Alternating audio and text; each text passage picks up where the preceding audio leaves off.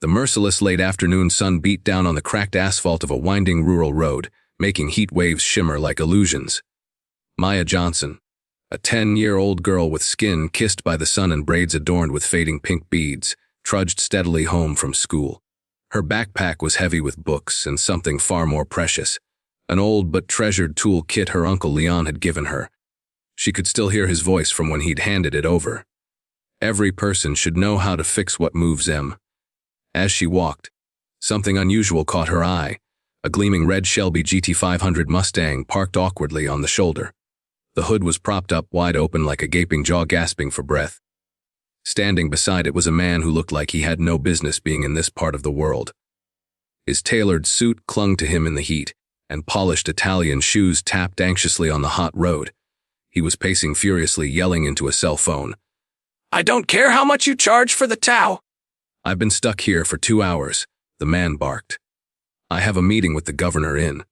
He stopped and glanced at his solid gold watch, its face glinting in the sun. "Less than 3 hours, for God's sake." Maya slowed her steps, uncertain. Her Aunt Renee's warnings echoed in her ears. Don't talk to strangers, especially men in suits with that look in their eyes. It was a lesson ingrained in most children in their small, predominantly black community 2 hours outside Boston. But something about the man's exasperated tone pulled at her. She stood still for a moment, weighing her options. Then she sighed, adjusted the worn strap on her shoulder, and stepped off the edge of the road. "Excuse me, sir," she called gently, her voice steady but respectful. "You need help with your car." The man stopped in his tracks and looked around, startled. When his eyes landed on Maya, just a kid, with faded shorts and an oversized MIT shirt that hung on her like a tent, his expression shifted. Irritation softened into disbelief and then tilted toward condescension. "That's very kind of you, sweetheart," he said, barely hiding the smirk in his voice. "But this is a high-performance vehicle. I need a real mechanic." Maya didn't flinch. She just gave a small shrug and stepped closer, peering under the hood like she'd done 100 times before. "My uncle owns a garage. He's been teaching me about engines since before I could read. I can at least take a look. Maybe it's something simple." Before the man, Andrew Whittaker, CEO of Whittaker Enterprises and one of the richest men in Massachusetts, could even protest. Maya had already dropped her backpack to the ground and leaned over the engine with practiced ease. "When did it start acting up?" she asked, her tone suddenly all business. Andrew stared at her, a little stunned by her confidence. Then he sighed, defeated. "About 5 minutes before I pulled over. Started sputtering, then lost power. Just died on me." Maya nodded. "Battery's working though, right? Lights and radio still on?" He nodded slowly. "Yeah." She frowned thoughtfully. "Probably not the alternator then." As she spoke, her small hands began moving with familiarity, testing wires, checking connections, brushing away debris. Her fingers reached into a tangle of hoses and clamps like she belonged there. Andrew stood silent, arms crossed now, watching her. There was something mesmerizing about how focused she was, so sure of herself, so calm in this heat and chaos. Then he noticed it. As Maya adjusted a hose clamp near the intake valve, the sun caught a flash of silver on her left hand. A ring, a very distinct, antique-looking silver ring, far too ornate and refined to be from any children's jewelry store. Andrew's breath hitched in his throat. Where did you get that ring?" he asked abruptly, stepping closer. Maya didn't look up, still working. "This. My mama gave it to me. Said it used to belong to her mom before she passed." Andrew's stomach turned. He stared at the ring again. The looping filigree pattern around the band, the tiny green gemstone set in the middle. His heart thudded in his chest. He knew that ring. He had given that ring to a woman named Angela, over a decade ago. A woman he had loved more than anything but had walked away from, choosing his ambition and a cold Manhattan skyline over the warmth of her heart. Angela. Could it be? His voice wavered. What's your mother's name?" "Kid." Maya finally looked up, brows raised. Angela Johnson." The world tilted under Andrew's feet. He stumbled back a step, eyes wide, the years flooding back all at once. Angela, the girl from Boston College who had captured his heart and changed everything. He had left her behind in a trail of missed calls and broken promises. He never knew she'd been pregnant, never knew she'd raised a child without him. And now that child stood before him, bright, capable, compassionate, fixing his car with the same hands that had likely built doll houses and bandaged scraped knees. His daughter, my God, he whispered, voice cracking. You're my daughter." Maya froze, tools still in hand. "What?" He nodded, tears rising in his eyes. "Angela, she never told me." I didn't know. Maya's face shifted from confusion to shock. She stepped back, arms crossing defensively. "What do you mean, your daughter?" she asked, her voice suddenly cold. But before he could answer, the Mustang roared back to life. Maya had done it. The engine purred with gratitude. The silence that followed was deafening. Andrew swallowed the lump in his throat. He looked at her. Not just a kid anymore. Not just a girl from the road. She was part of him. "I know this is a lot, and I don't expect anything from you. But if you'll let me, I want to get to know you. I've made mistakes. But I want to fix them. If not for me, then for you." Maya didn't answer right away. She looked at the man standing before her, the stranger who wasn't a stranger anymore. The man with sorrow in his eyes and something else, hope. She didn't say yes. She didn't say no. But after a long pause, she said, "You should probably get to that meeting with the governor." Andrew smiled through the tears. "You just gave me something way more important than any meeting." They stood quietly as the engine hummed between them. Two lives changed forever by a ring, a Mustang, and a twist of fate on a steaming rural road. The Mustang's engine sputtered and then fell silent. The sudden stillness seemed to weigh heavy in the hot air. Maya stepped back, wiping her hands on the hem of her shirt.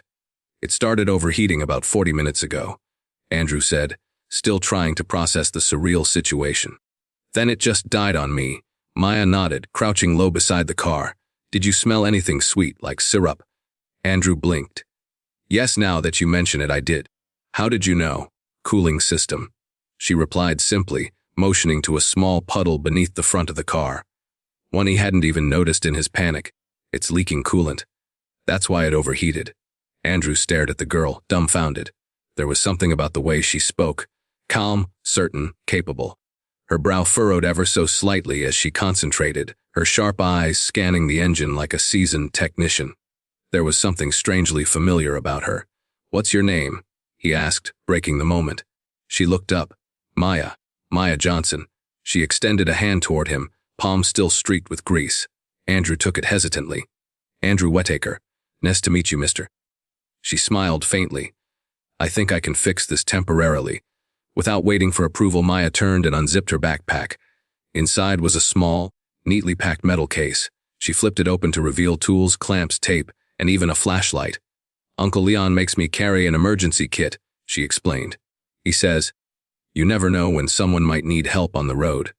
Andrew watched, speechless, as this small girl with the too big shirt and dust on her knees went to work on his luxury car like a pro. She found the crack in the radiator hose, cleaned the area, and applied a thick layer of high-temp sealant tape. Then she popped the water reservoir and poured in the last of the bottle from her pack. "That should hold until you get to town," she said, wiping sweat from her forehead. "But you'll need to refill the coolant as soon as possible." It was then that something caught Andrew's eye. As Maya lifted her hand to push her braids from her face, sunlight struck a ring on her finger. It wasn't flashy or new, but elegant, antique, unique. It shimmered with a green gem, imperfect but mesmerizing. Andrew's breath caught in his throat. There, within the stone's shimmer, was a small crescent-shaped flaw, one he'd recognize anywhere. He froze that ring. 12 years ago, he had stood inside an orphanage called Little Angels, saying goodbye to a child he had sponsored for 2 years. A girl with bright eyes and a soft voice. Her name was Maya. Too, he had given her that ring, a family heirloom passed down from his grandmother, a symbol of a promise to return. But just days later, Little Angels had mysteriously shut down. When he'd tried to find her, there was no record. It was like the girl had vanished now. That ring, his ring, was on the hand of this girl standing in front of him. "That ring," he whispered, his voice shaking. "It's very unusual." Maya looked down, brushing her thumb gently across the surface. "It was my mother's," she said softly. "I mean my adoptive mother, Diana. She passed away last year." A shadow passed across her young face, and her eyes dimmed for just a moment. She said it was a symbol of an important promise. Andrew swallowed hard, trying to steady himself. "May I ask, where did Diana get it?" Maya shrugged. She never said. Just that it was from someone special. And one day I'd understand. Andrew's heart pounded. 1,000 questions raced through his mind, colliding with guilt, grief, and impossible hope. Trying to stay composed, he cleared his throat. Maya, thank you. You've really helped me today. Would you let me drive you home? It's the least I can do. She hesitated, then nodded. Okay, it's not far. The Mustang groaned but started, its engine holding steady. Thanks to her handiwork, Maya climbed into the passenger seat, still dusty and calm, while Andrew gripped the wheel, knuckles white. He tried to make his questions sound casual, but his voice betrayed him. So do you like school? Yeah, she said with a small smile. I go to Hilltop Elementary. I like science the most. And you've lived around here a long time. Since I was 3, she replied, looking out the window. Before that, I'm not sure. Diana didn't talk about it much. She told me I was adopted from an orphanage called Little Angels. Andrew's heart skipped a beat. Little Angels, he repeated, barely keeping the car on the road. Are you sure? Yes. Maya looked over, eyes narrowed with curiosity. Why, do you know it? Andrew inhaled sharply. I did a long time ago. Neither of them said anything more for a moment. The hum of the engine filled the silence as the road curled past fields of tall grass and sun-baked barns. Soon, they pulled up to a modest house with white siding and flower pots on the porch. It was humble but warm. Maya unbuckled her seatbelt. Thank you for the ride, she said politely, and for letting me help. Before she could open the door, Andrew reached into his coat pocket and pulled out a business card. Maya, if you ever need anything. Anything at all, please. Call me. She took the card slowly, eyes scanning the name. Thank you, she said again, stepping out. Andrew watched as she jogged up the path to the front porch, the ring glinting once more in the sunlight as she waved goodbye. He didn't wave back. He couldn't. His hands were shaking too hard. As soon as the Mustang disappeared behind a bend, he pulled out his phone, his voice tight as he called his private investigator. I need everything you can find on a girl named Maya Johnson, 10 years old, used to be at an orphanage called Little Angels. Her adoptive mother was Diana Johnson, deceased. She lives with relatives now, Aunt Renee and Uncle Leon. A pause, and I want answers. I want to know how she disappeared, why I was never told, and if, his voice cracked, if she's really the girl I lost. What Maya couldn't know as she stepped into her aunt's kitchen and kicked off her dusty sneakers was that the events of that afternoon had shaken the foundations of a man who thought he had everything, but had unknowingly left behind the one thing he could never replace. And now, fate had brought them together again. But this time, Andrew Whitaker wasn't going to walk away. Leon affectionately ruffled his niece's hair, pride shining in his eyes. That's my girl. Got the touch of magic in those hands, just like your mother. Maya smiled, the mention of Diana always warming and wounding her in the same breath. Uncle Leon, she asked hesitantly, do you know where Mom got this ring? She held it up, the emerald glowing faintly beneath the fluorescent light. Leon paused. His expression changed subtly, like someone remembering something they'd tried hard to forget. Diana always said it was from someone she cared about, someone from before she adopted you. She never told me more than that. Why? Maya hesitated. I met this man yesterday. His name was Mr. Whitaker. He saw the ring and, I don't know, he acted weird. Like he'd seen a ghost. Lun's brow furrowed, but he only nodded. Sometimes grown-ups carry ghosts around, and sometimes they come back when you least expect it. Meanwhile, across town, Andrew Whitaker sat in his corner office. Sleepless, unshaven, haunted, he couldn't stop staring at the ring in the blown-up photographs. That same imperfection in the stone, the crescent-shaped flaw, it was unmistakable. His investigator, Ramirez, had sent a new file. Thick, disorganized, messy, just like the truths it uncovered. 12 years ago, Andrew had donated funds to Little Angels Orphanage. He'd never told his father, Howard, who considered charity a poor investment. Andrew had sponsored one child, Maya, a girl with shy eyes and a quiet strength. She was the only child he'd ever truly connected with, and he'd promised to come back for her. But just a week later, the orphanage had closed under mysterious circumstances, and every trace of Maya vanished. Now, with Ramirez's new intel, the ugly truth had begun to unravel. The property hadn't just been foreclosed, it had been bought out, for pennies, by none other than Howard Whitaker himself.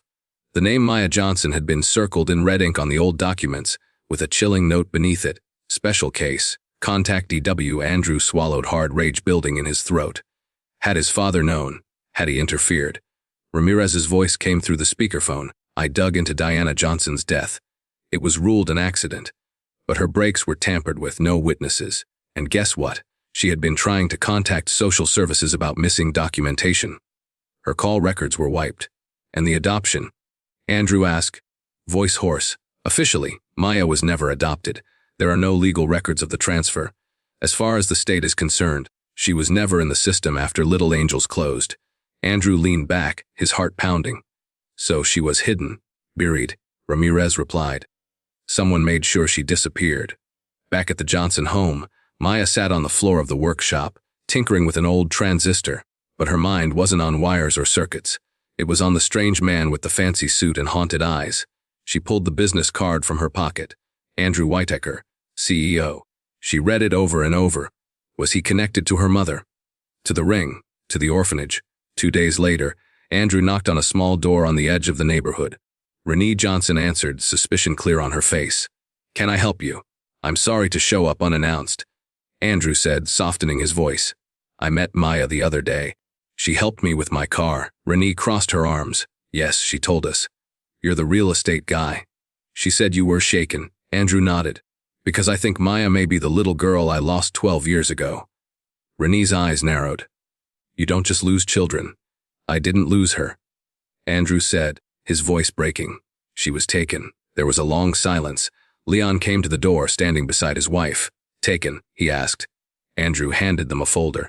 Inside were copies of the old adoption paperwork. Redacted, inconsistent, falsified. I think your sister Diana found her, rescued her. I think she kept her safe after my father made her vanish. Renee looked down at the documents, hands trembling. You're saying Diana was murdered? Andrew didn't answer directly. I'm saying she was silenced. Later that evening, Maya stood outside the door as the adults argued in hushed voices. She could feel something shifting, like the ground beneath her life was moving. She opened her palm and looked at the ring again. She didn't know what was coming, but she knew this. Something was broken, and it had been broken for a long time. And like all things broken, Maya believed she could fix it. She just didn't know yet that she was the missing piece. The pieces of the truth were falling into place, like gears in a machine, locking in perfect alignment. Maya sat cross-legged on her bedroom floor, the letter from Diana trembling in her hands. The envelope had held not only the letter, but a small folded diagram, an intricate map with coordinates and markings, and a handwritten phrase across the bottom. The truth lies beneath the forgotten. She turned the emerald ring over, squinting under the lamplight. For the first time, she noticed the tiny indent on the underside of the band. A near-invisible groove. She slipped a fingernail into it, and click. A hidden compartment popped open, revealing a micro SD card no larger than a fingernail. Maya stared at it, stunned. What was hidden on this chip that her mother had gone into hiding to protect? Across the city, inside the fortified walls of Whitaker Enterprises, Andrew faced his father, Howard, whose cold, calculated demeanor had only hardened with age. You used children, Andrew said, voice cracking with fury. You experimented on them. Howard leaned back in the leather chair, completely unrepentant. We invested in them. Do you know how many resources went into that orphanage? How many breakthroughs were made because of the children's abilities? Andrew stood, trembling. You think they're lab rats? That girl, Maya, she's not some experiment. She's a human being. She had a life before you destroyed it. Howard's eyes narrowed. She has something we need, the ring, the key.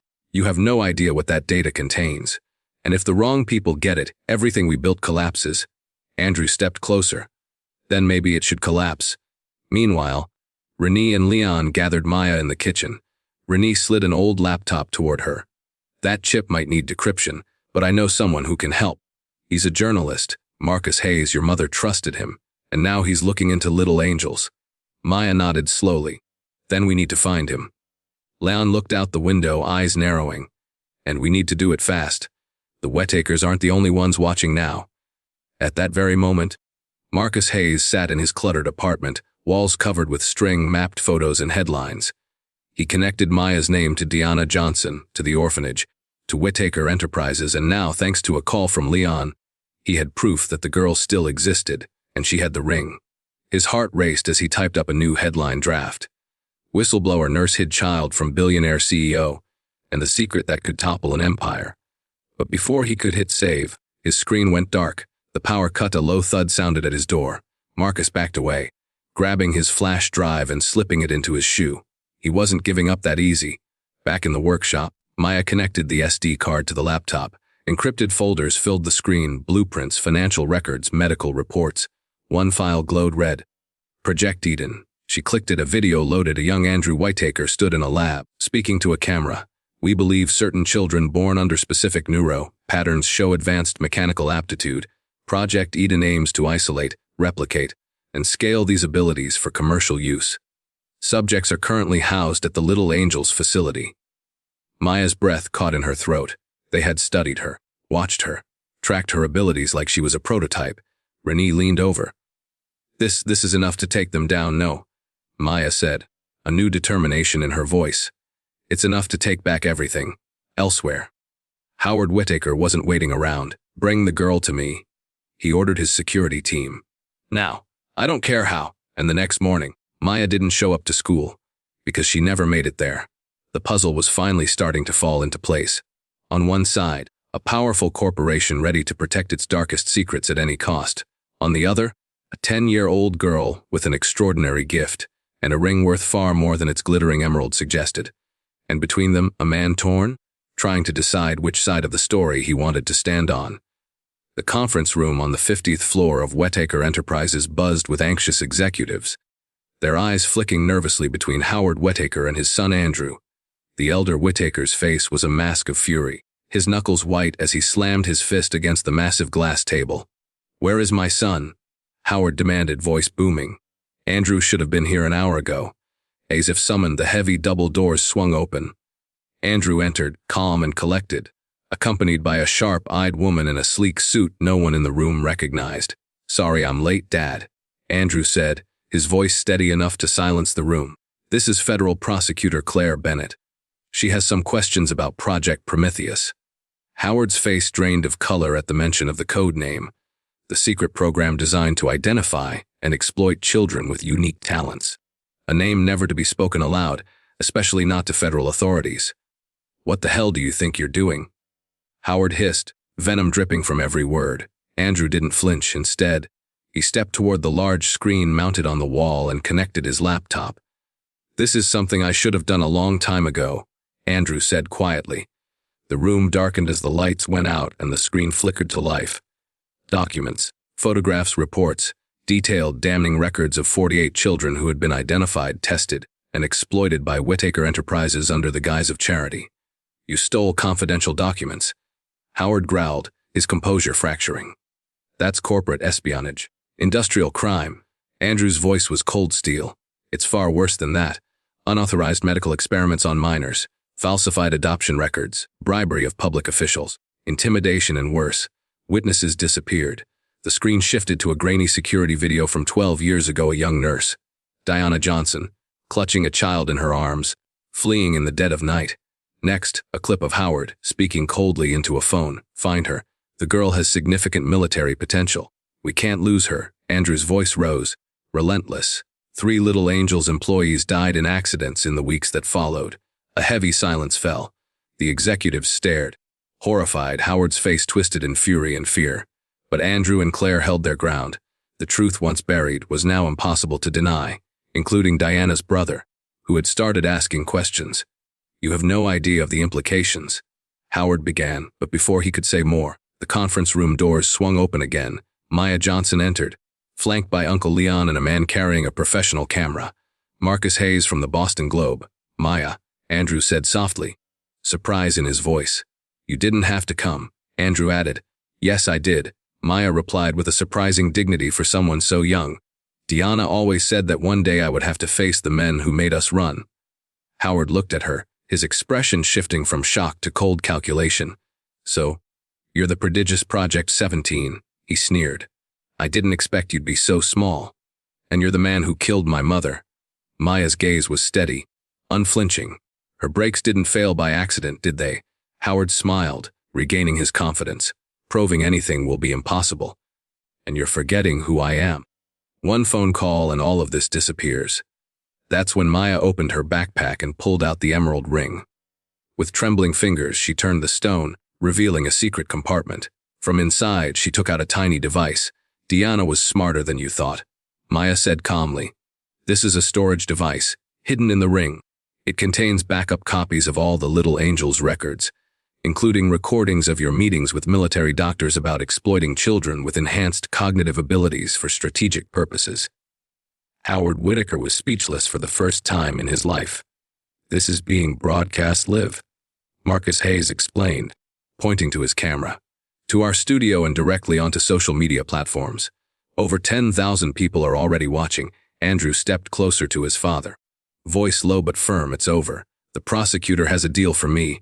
Full cooperation in exchange for immunity. As for you, we'll let a jury decide." Federal agents entered the room, moving to arrest Howard Whitaker. Maya approached the man who had destroyed so many lives. "My mother taught me that broken machines can be fixed," she said calmly. "But broken people need to fix themselves. I hope you get that chance in prison."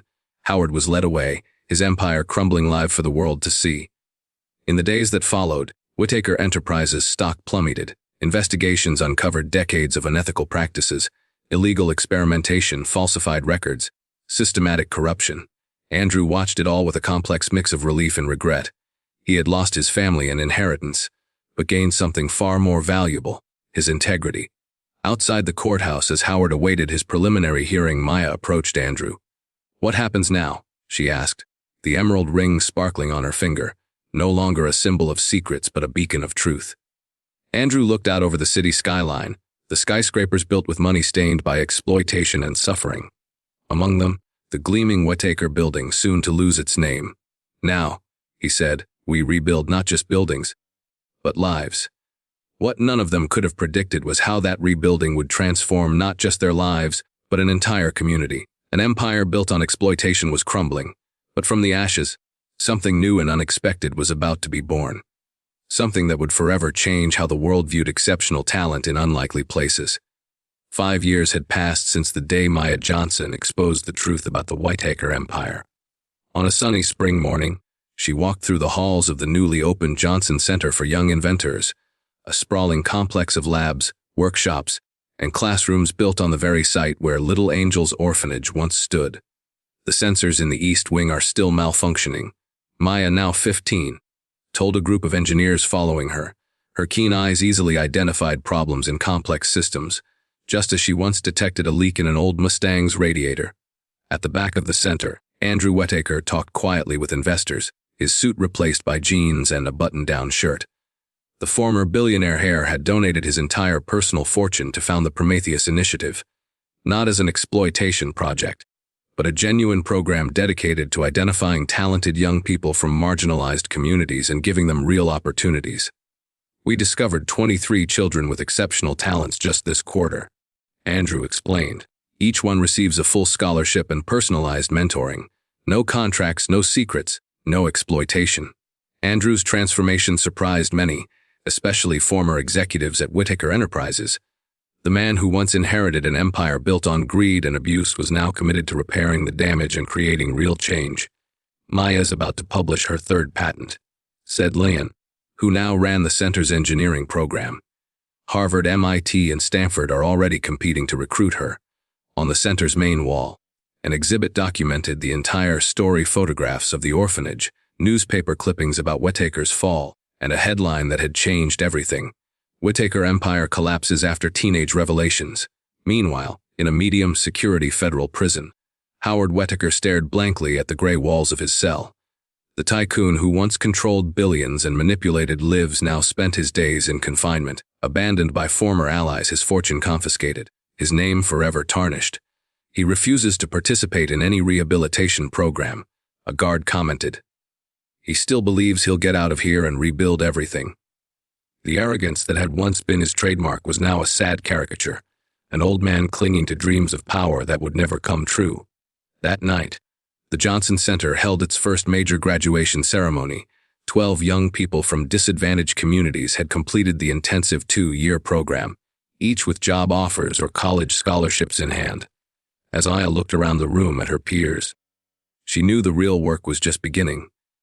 Together they would build a future where talent was nurtured, not exploited, where secrets would no longer be tools of power, but stories of hope and change. Maya, still too young to graduate but already recognized as a mentor by her older peers, stepped onto the stage to give a speech.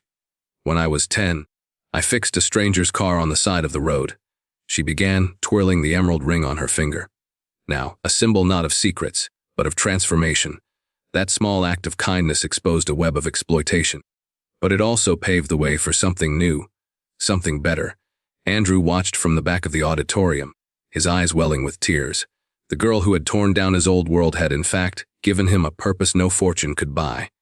My adoptive mother, Diana, used to say, broken machines can be fixed. But broken systems need to be redesigned from the ground up. Maya continued. That's what we're doing here. Not just fixing what was wrong, but building something entirely new. The next day, Maya received an unexpected letter. The sender was Victoria Whittaker, Howard's daughter, who had renounced the family name after the scandal and now worked as a federal prosecutor. We found 5 more orphanages with programs similar to Little Angels. The letter read, "Thanks to your testimony and the evidence you gathered, we've identified and protected 37 more children. Some have talents like yours. When you're ready, they'd love to meet you." As Maya read the letter aloud to Andrew, Uncle Leon, and Aunt Renee, a sense of closure settled in the room. What had begun with a chance encounter on the side of the road had become a quiet revolution, transforming not just their lives, but an entire broken system that once thrived on exploiting the vulnerable. "You know what's ironic?" Andrew said, smiling softly. "Howard always said he was building a legacy. And he was. Just not the one he imagined." Maya looked out the window at the children playing freely in the center's gardens, free from the manipulation that had once nearly defined her fate. "Real power was never in buildings or bank accounts," she replied. "It's in the ability to make a difference in other people's lives." That evening, as the sun set over the Johnson Center, a new sign was unveiled at the entrance. "Every talent deserves to flourish. Every child deserves freedom." It was a promise for the future, a future built on the ashes of a past they refused to repeat. If this story of justice, resilience, and transformation touched your heart, be sure to subscribe to the channel for more stories about how small acts of courage can change entire systems. Remember, true reparation isn't just about punishing evil. It's about building something better in its place.